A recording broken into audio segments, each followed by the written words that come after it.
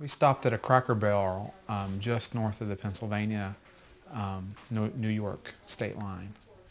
It's because Tabitha wanted to stop at Cracker Barrel. After I had some turkey, I don't remember what it was, whether it was a sandwich or a platter or whatever, but I knew I had eaten turkey. And I told her, well, won't you drive? Because I know that it'll make me sleepy. You know, it's got tryptophan in it, you know. And I said, and I'll crawl in the back of the car in case I do get tired. And if you'll drive most of the way through Pennsylvania, I'll drive all the way back to Jean's house that night. She said, okay. So I crawled in the back of the car.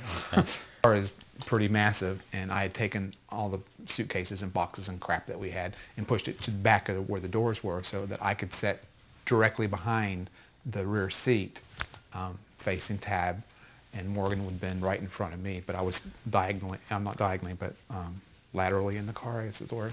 Morgan was behind your wife, the driver? And Rochelle was driving, Morgan would have been right behind her. And then Tabitha? And then most of me would have been right behind Morgan. Gotcha. Messing with the kids, I was playing with them, and you know, I'd put my head down every once in a while and think about getting some rest, but I don't think I actually ever did. Kidding around with the girls? Just playing with them and, you know, just being a dad. So they were just jawing back and forth. Jeff was messing with them a little bit, you know, tapping them on the head and tugging at their hair, just being silly. And, you know, we were just driving along, having a pleasant day.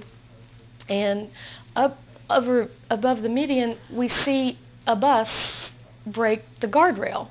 I didn't realize it was a bus at first, but I saw a vehicle break the guardrail. And I was like, oh my God, look. Morgan says, oh, what is it? And she and I see it, you know. I don't know if anybody else did or not, but she and I did. And I said, shit, that's a bus. And we see it bouncing down the median. And I started to slow down, because in defensive driving, they tell you the best thing to do is slow down if you're. And I pulled over off the road onto the emergency lane there. I would have gone over further, but there was a bridge there.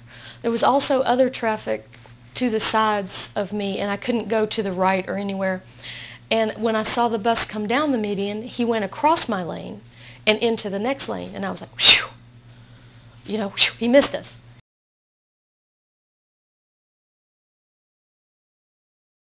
Almost head on. There was an impact, and I feel my body smacking awful hard. into the back of the such seat. a hard crash. And I'm trying to get my body up. He hit us so hard. Because I also realized that I'm on top of Morgan. Morgan is crying, and Jeff is crying. Like, you know, somebody knocked the crap right out of me. I don't hear anybody else, and I'm all pinned in.